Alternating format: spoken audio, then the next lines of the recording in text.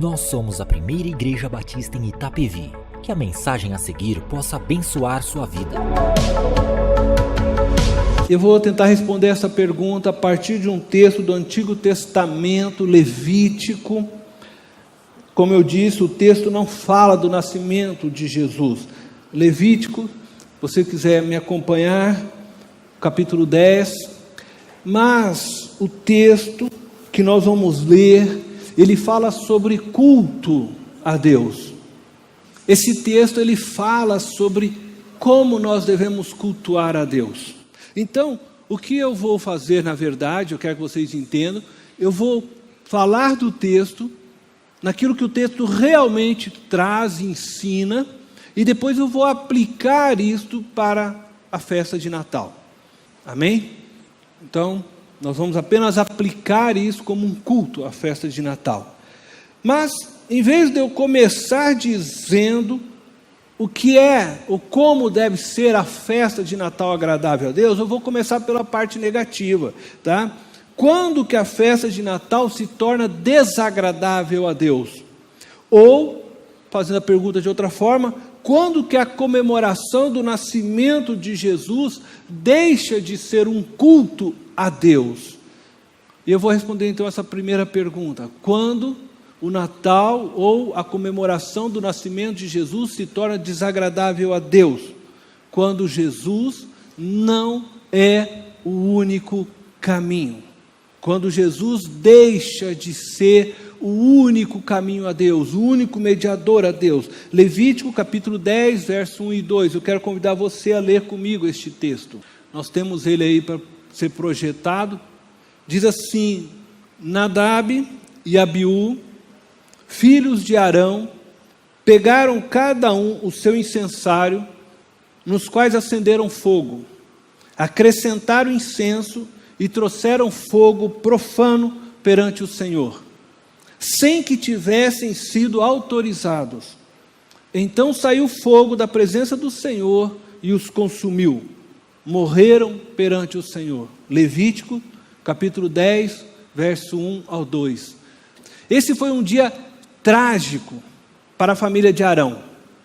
Veja, os filhos de Arão pegaram o incenso e foram ofertar ao Senhor. Eles acenderam o fogo dos seus incensários e foram ofertar ao Senhor. Entretanto, Deus considerou aquela oferta, aquele incenso, aquele culto, um fogo estranho. E o texto diz então que saiu fogo. Veja só, o culto que eles prestaram fez com que o fogo de Deus viesse. Saiu fogo, mas o fogo que veio os consumiu. O fogo que veio até eles foi um fogo de juízo. E diz que eles morreram perante o Senhor. Os filhos de Arão morreram diante do seu pai, diante do tio Moisés, né?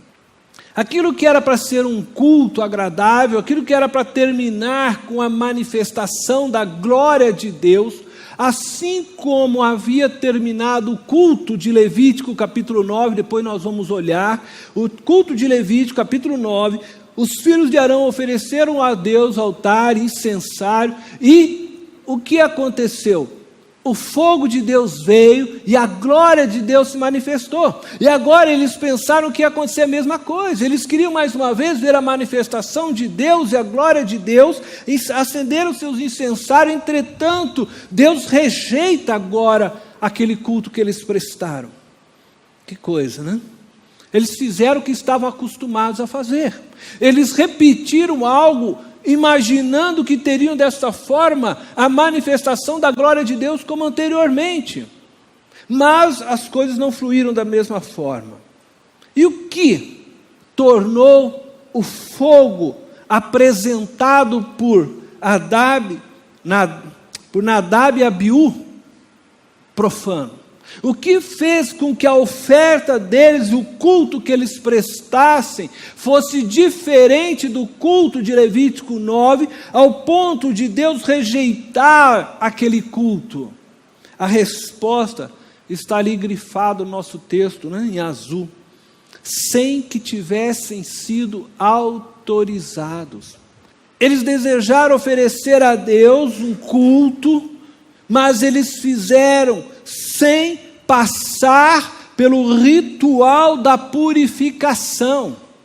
Eles tentaram oferecer a Deus um culto sem passar pelo sangue do Cordeiro, para que todo sacerdote, para que o povo e até mesmo o sumo sacerdote fossem oferecer um culto a Deus, era necessário que primeiramente fosse sacrificado um cordeiro, o sangue daquele cordeiro era aspergido sobre eles, e dessa forma eles eram purificados, e somente depois disso eles podiam entrar e oferecer algo a Deus. Entretanto, Nadab e Abiú passaram e foram com seus incensários oferecer uma oferta a Deus sem autorização, sem passar pelo sangue do Cordeiro, sem passar pelo sangue da propiciação.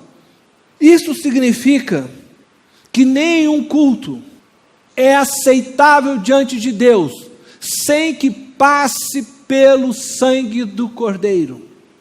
Nenhum culto é aceitável diante de Deus sem que haja a remissão dos pecados. Nenhum culto é aceitável diante de Deus sem que esteja sobre o sangue de Jesus Cristo, Cordeiro de Deus. Não existe outro caminho para Deus a não ser pelo sangue da propiciação. E hoje nós sabemos que este caminho foi providenciado pelo sangue de Jesus. Portanto, não existe outro caminho para nos apresentarmos a Deus, se não for por Jesus. É isso que Levítico está ensinando para nós. Jesus diz lá em João 14, versículo 6, eu sou o caminho, a verdade e a vida. Ninguém vem ao Pai a não ser por mim. E é interessante esse texto, eu gosto desse texto, porque diz assim, ninguém vem ao Pai. Normalmente você diria, ninguém vai ao Pai. Mas ninguém vem ao Pai, porque eu e o Pai somos um. E às vezes nós não percebemos, mas o que Jesus está dizendo é que você não pode chegar ao Pai sem passar por Ele. Eu e o Pai somos um, é necessário que você passe por mim, eu sou o caminho. Não existe outro, eu sou o único. Ninguém vem ao Pai senão por mim. Mas o que me preocupa é que, assim como Nadab e Abiú, muitas pessoas, muitas igrejas, muitos lugares têm oferecido a Deus uma espiritualidade, ofertas, cultos, desconectados de Jesus, desconectados do sangue do Cordeiro. O homem tem inventado caminhos dos mais diversos para oferecerem cultos a Deus. Tentam de alguma forma agradar a Deus, como fez Nadab e Abiú, que achavam que podiam simplesmente pegar, acender o incensário e chegar na presença de Deus. Mas não é possível se você não passar pela propiciação. Não é possível se você fazer isso se não estiver debaixo de Jesus Cristo. Entretanto, alguns querem apoiar, alguns querem servir a Deus apoiados, por exemplo, na crença da reencarnação, e dessa forma eliminam o sacrifício de Cristo e acreditam que, praticando boas obras, um dia serão como Cristo. Isto é fogo estranho aos olhos de Deus. Outros invocam nomes de divindades, nomes de santos, nomes diversos por aí, achando que ao suplicar a estes nomes, alcançarão o auxílio e a graça de Deus, mas dessa forma tornam a palavra de Deus mentirosa, pois a Bíblia diz em 1 Timóteo, capítulo 2, versículo 5, pois há um só Deus e um só mediador entre Deus e os homens, o homem Cristo Jesus. Isto também é fogo estranho. Ainda existem aqueles que desconhecem a verdade da mensagem da cruz e se apegam à prosperidade, e fazem da prosperidade o sinal da bênção de Deus, e acreditam então por serem homens ricos e prósperos, cheios de bens e propriedades, o céu está aberto para eles. Isto é fogo estranho. E o que dizer daqueles que estão pregando por aí, né? Pensamento positivo. Outros vivem de cultos de exorcismo, acham que o poder de Deus é para fazer teatro espiritual nas igrejas. E foi o tempo que o poder de Deus era para capacitar o homem para ser testemunha fiel de Cristo. O poder de Deus é para expelir demônios, é para fazer teatros, shows. Temos ainda alguns que querem ensinar outros a falar em línguas estranhas. E é comum você ver pessoas tentando ensinar mesmo. Vai mandando você falar coisas, repetir coisas, sendo que línguas estranhas é uma manifestação do Espírito Santo e não está sob o domínio dos homens. Tudo isto é fogo estranho, é fogo criado por homens. E estes tipos de fogo fere a santidade de Deus, pois são desvios da verdade de Deus. Elas possuem meia verdade e acabam enganando as pessoas. A mensagem da cruz, a mensagem do arrependimento, do reconhecimento da incapacidade humana de alcançar a graça de Deus, tem sido deixada tantas vezes de lado, tem sido esquecida, sumida dos púlpitos, porque se fala muito somente em mensagens para os homens, aquilo que agrada ao homem. Aonde está a consciência do homem a respeito da oferta do pecado? O que aconteceu em Levítico é um alerta para nós. Não é aceitável por Deus qualquer culto, nada que esteja fora do sangue de Cristo, nada que esteja fora de Cristo, tem aprovação da parte de Deus. Cristo é o centro de tudo, a razão de todas as coisas.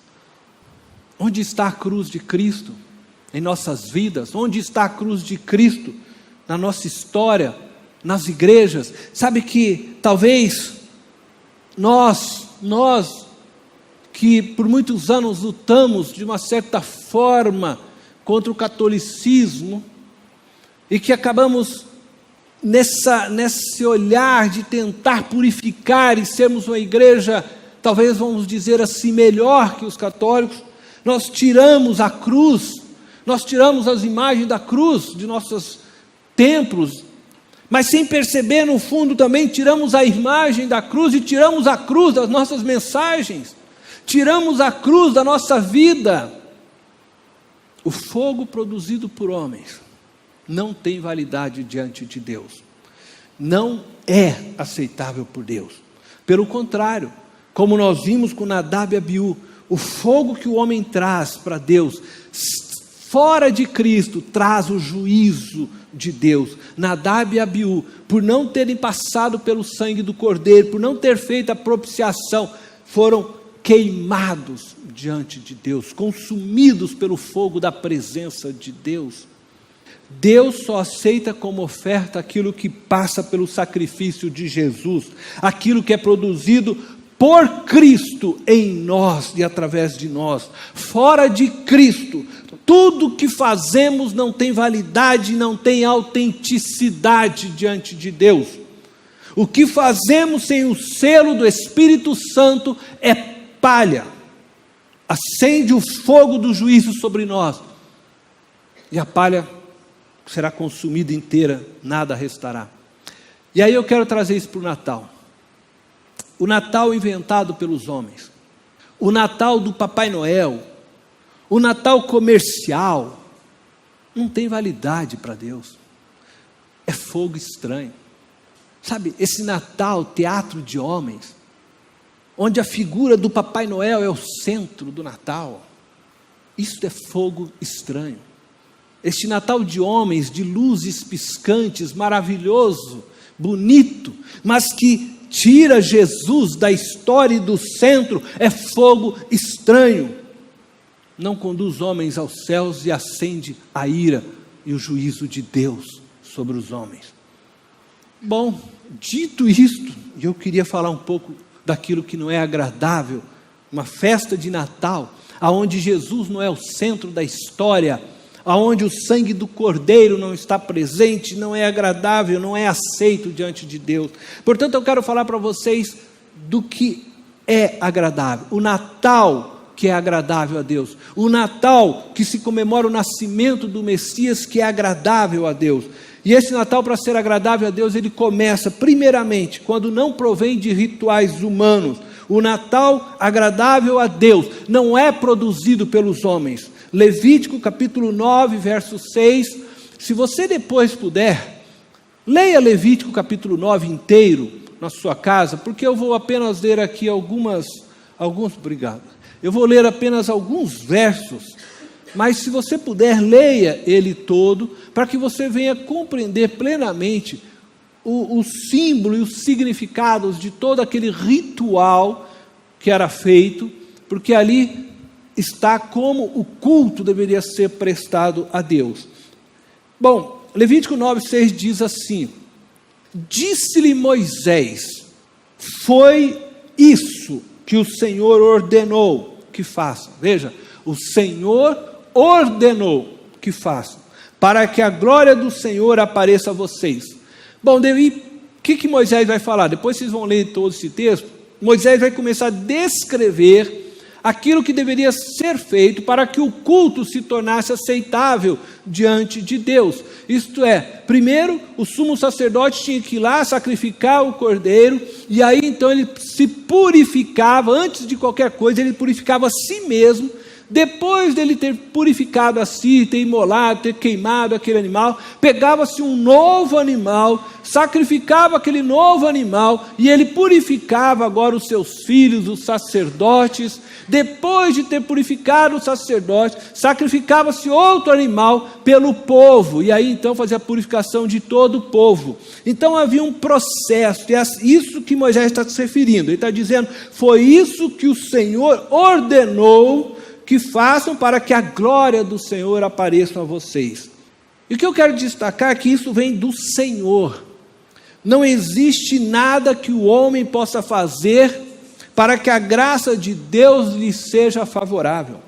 O caminho para que a graça de Deus se manifestasse sobre o povo não foi dado pelo homem, não foi o homem que criou esse caminho foi dado pelo próprio Deus, foi Deus quem criou este caminho. Não existe culto, não existe ritual que o homem possa fazer, possa praticar, que se torne agradável a Deus, que proceda do próprio homem, a não ser que ele aceite primeiro passar pelo sangue do Cordeiro.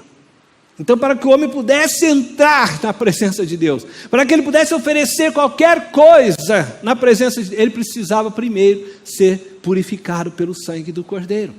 Ele não podia entrar na presença de Deus sem isto. Isso significa que não existe nenhum culto, nenhuma oferta agradável a Deus, sem que o homem primeiro esteja debaixo do sangue do Cordeiro.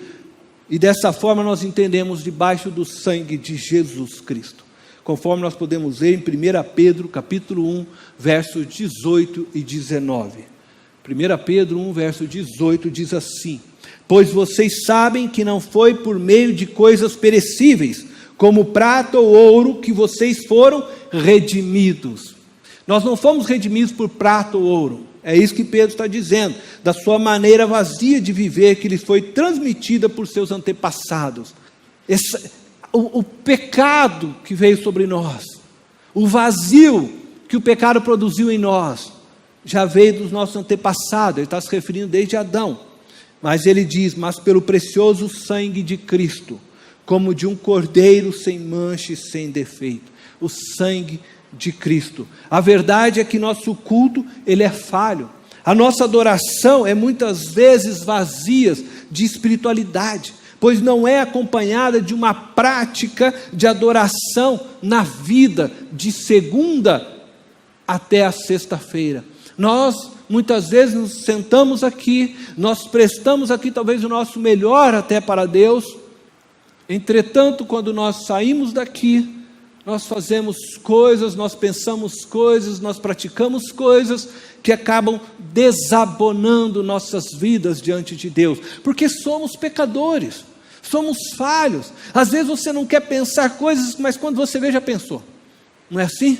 Às vezes quando vê, já vem um negócio ruim na minha cabeça, eu falo, Deus, que vergonha. Eu falo para Deus, me perdoa, eu nem poderia pensar determinadas coisas. Eu fico imaginando, né, se os nossos pensamentos saíssem aqueles balãozinhos, igual, né, você lê assim, gente, que vergonha, né? Um monte de gente já está com a cabeça enfiada debaixo do buraco, porque somos pecadores. E quando nós chegamos aqui, o que faz com que o nosso culto se torne agradável a Deus, o que faz com que a nossa oferta seja aceita por Deus, é porque nós estamos lavados pelo sangue de Jesus Cristo, é porque nós estamos inseridos em Cristo, é por isso que nossas ofertas são aceitas. O Pai olha para nós, para mim e para você, pecador, mas o que Ele vê é o sangue do Filho sobre nós, e diante dele, por causa disso, não há pecado em nós. E eu quero dizer assim, que uma festa de Natal, ela só se tornará um culto a Deus, se ela se iniciar pelo reconhecimento de que Deus é quem nos deu o Natal, não somos nós que damos a Deus uma festa de Natal. É Ele quem nos presenteou com a vida eterna, é Ele quem nos deu o Filho, para que o Filho por nós naquela cruz morresse. O Natal, portanto, não é uma criação minha e sua, não é uma criação de homens que eles podem pegar e se apropriar e colocar lá uma figura nova no Natal. Não, o Natal foi algo criado por Deus, preparado por Deus, para que sim, no tempo de Deus, no tempo oportuno, na plenitude dos tempos, como diz a Bíblia, o Filho se encarnasse e viesse ao mundo como homem. Esse é o Natal, não fomos nós que criamos, ele é de Deus, e nós precisamos reconhecer isso. Precisamos reconhecer que somos apenas convidados nesta festa, e convidados para adorar o Filho, assim como aqueles reis magos que chegaram e se prostraram e adoraram, nós somos chamados para adorar. Jesus se deu a nós, não fomos nós que nos demos a Jesus. Jesus nos amou primeiro, não nos amou porque nós os amamos, Ele nos amou primeiro e nós hoje o amamos. O nascimento do Messias foi algo planejado por Deus fora do nosso tempo. Natal foi criado por Ele, não por nós. Então, Natal agradável a Deus, precisa reconhecer isso. A segunda questão, para o Natal ser agradável a Deus, para uma comemoração do nascimento do Filho ser agradável, precisa ser celebrada em santidade. Levítico capítulo 9, versículo 7. Disse Moisés a Arão: venha até o altar e ofereça o seu sacrifício pelo pecado e o seu holocausto, e faça propiciação por você mesmo e pelo povo.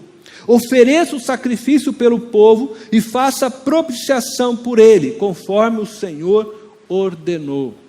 Deus é santo, santo, santo, santo. A santidade de Deus é tão grande, tão intensa, tão expressiva, que os homens precisavam passar por vários rituais de purificação para invocar a sua presença.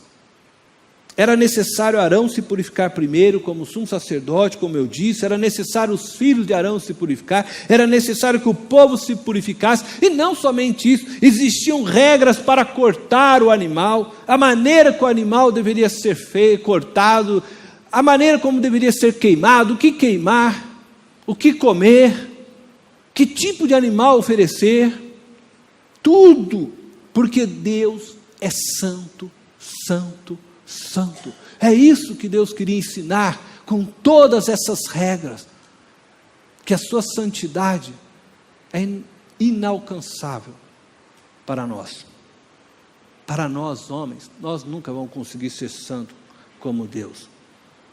Tudo que tinha que ser feito exigia trabalho, e um trabalho que tinha que ser feito com muito cuidado, desde a escolha do animal.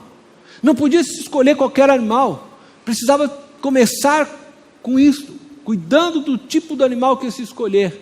Uma vez escolhido o animal, se tinha um trabalho para imolar, porque não se fazia de qualquer forma, tinha todo um critério para se fazer.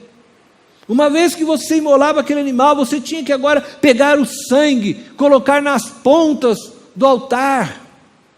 Depois você tinha que aspergir este sangue sobre alguns. Existia todo um processo. Tudo isso por quê?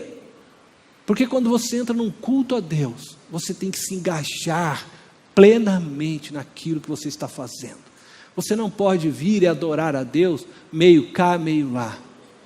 Eu quero adorar a Deus, mas eu quero saber se o Corinthians vai ganhar o jogo ou não. Então eu fico, quem sabe estou até no culto, né? Mas estou com fone de ouvido para ver se sai gol, né?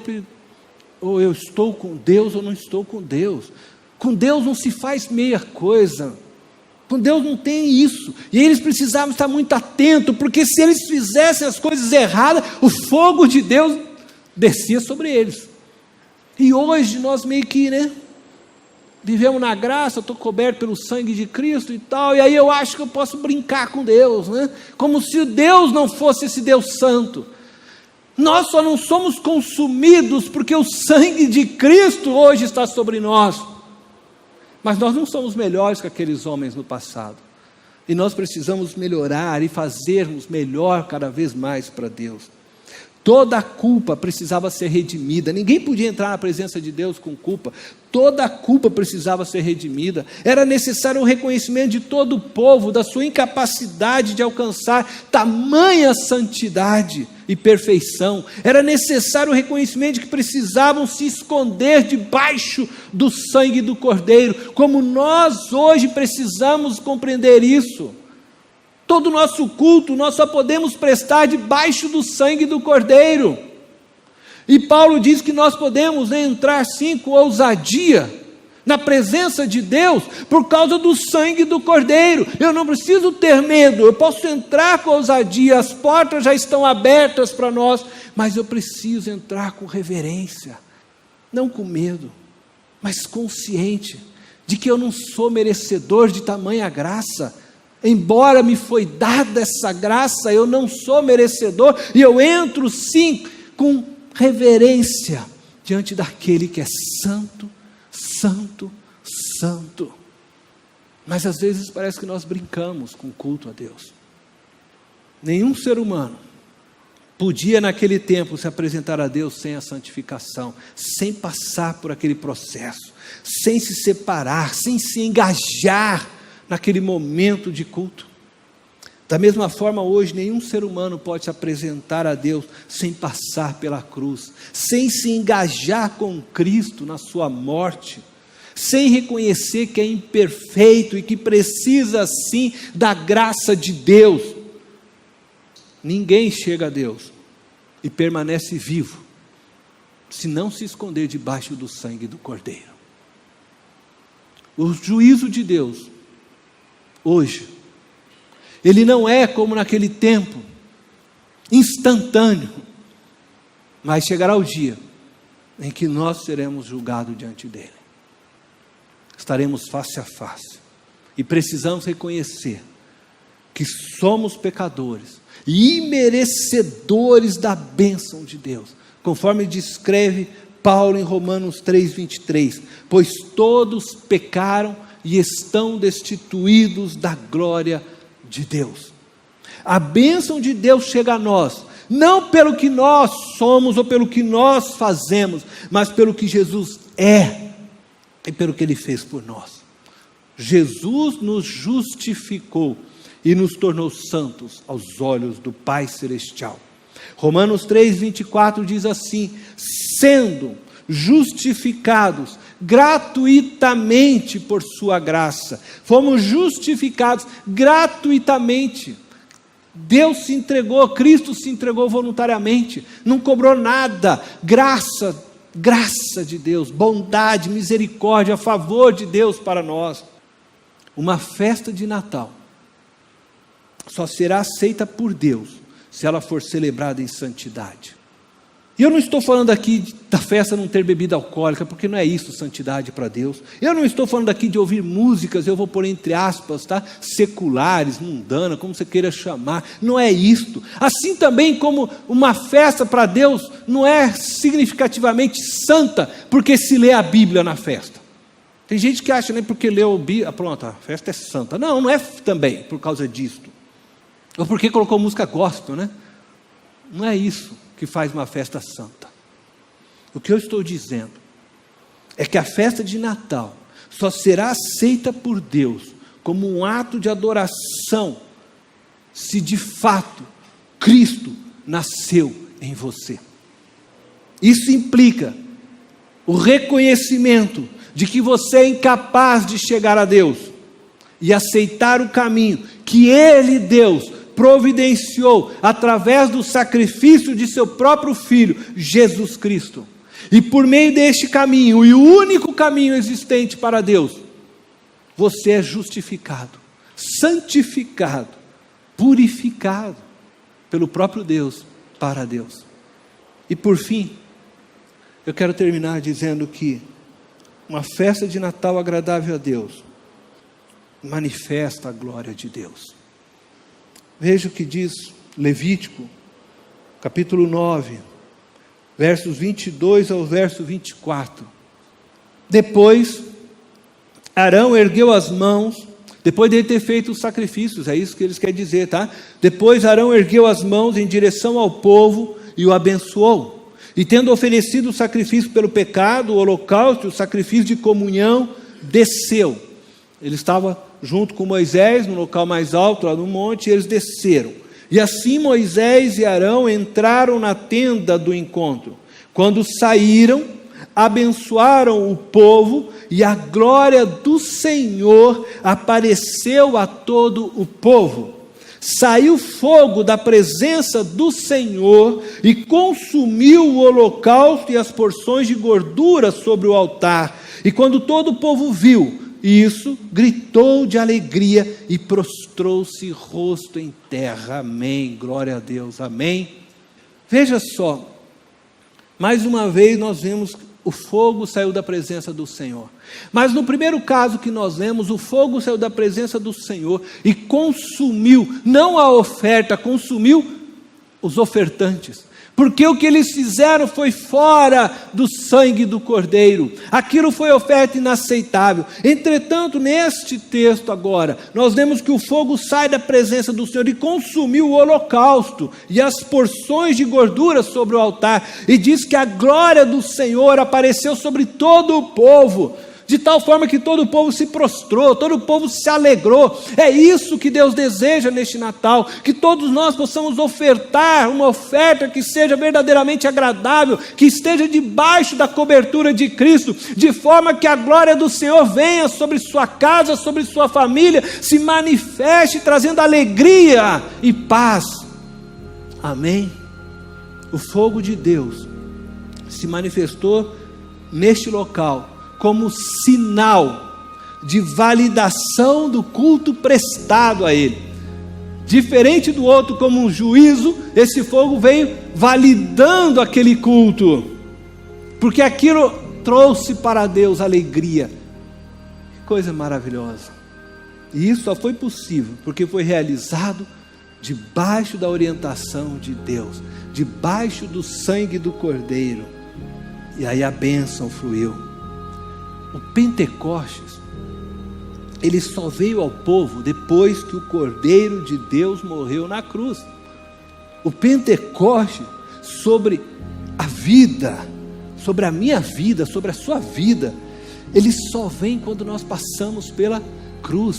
O Pentecostes, é a descida do Espírito Santo sobre o povo de Deus, selando, marcando, autenticando que pertencemos a Deus e que a nossa vida foi aceita por Deus como oferta viva, oferecida por Cristo, amém? Amém? O Pentecoste só é possível depois que nós morremos com o Cordeiro junto e ressuscitamos com o Cordeiro, e aí o Pentecoste se torna realidade em nossas vidas. O Natal, ele inclui a cruz de Cristo, pois somente depois de aceitarmos pela fé a morte de Cristo e a ressurreição de Cristo, nós comemoramos nossa união com Cristo para todo o sempre, para toda a eternidade. A glória de Deus é a sua presença no meio do povo. Às vezes nós falamos tanto de glória, as pessoas não entendem o que é a glória de Deus. O que diz aqui que a glória de Deus veio sobre o povo é a manifestação da presença de Deus. A glória de Deus está sobre mim, sobre você, porque o Espírito desceu sobre nós por causa do Pentecoste, porque Cristo na cruz morreu, e aí Ele envia o Espírito, e a glória de Deus desce sobre o povo. A glória de Deus está aqui sobre você, o Shekinah do Senhor. Essa é a glória de Deus, é estar na presença do Deus Pai. E hoje nós vivemos isso. Hoje você vive isso porque Cristo veio, o Natal aconteceu como Deus planejou.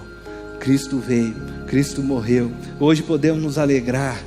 Hoje podemos alegrar. Quem compreende isso vive verdadeiramente o Natal. Não o Natal criado pelos homens, mas o Natal criado por Deus. O Natal que faz com que a glória de Deus venha sobre os homens. Esse é o Natal. Esse é o Natal que você precisa anunciar.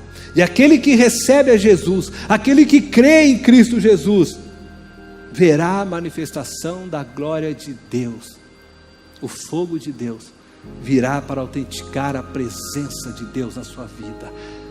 Você que aceitou Jesus Cristo, o fogo de Deus está em você. O Espírito Santo é o fogo de Deus. Já desceu sobre você, te selou, te queimou, né, com a cruz aí no teu coração. E o Pai olha e sabe que você é dele, porque você tem o selo dele agora. O fogo dele está em você, a presença dele está em você. O Natal, e eu vou fechar com isso, com essa frase. Natal, queridos, é a concretização do Emanuel, o Deus conosco para todo sempre. Nunca mais você se separará de Deus. Uma vez que o Natal se tornou realidade na sua vida, nunca mais você se separará de Deus. A glória de Deus te acompanhará para todo sempre. Você vai deixar este corpo, mas você viverá para sempre com o Altíssimo. Esse é o verdadeiro Natal. Portanto, para finalizar, conclusão, fechando tudo, vou só resumir agora tudo que eu falei, porque eu acho que eu falei muito. Um resumão.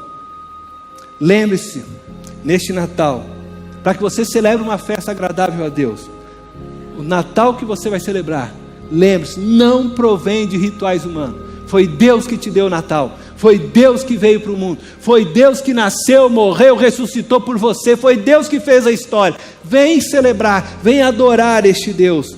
Faça isso em santidade. Faça em santidade, debaixo do sangue do Cordeiro. E dessa forma, você experimentará a manifestação da glória de Deus sobre a sua vida. Amém? Feche os teus olhos. Deus amado e eterno, nós estamos aqui na tua casa, nesse dia, celebrando e trazendo diante de nós a tua palavra que nos ensina sobre o Natal. E a minha oração, Deus, é que hoje possa ser Natal em todas as casas de cada irmão aqui. E gostaria, Deus, que assim fosse em todas as casas de todo este povo do Brasil, de todo mundo. Que nesta noite as pessoas pudessem se lembrar, trazer à memória que o Natal foi o Senhor quem criou. Natal não tem nada a ver com São Nicolau, não tem nada a ver com Papai Noel, não tem nada a ver, Deus, com toda essa coisa comercial. Isso é fogo estranho.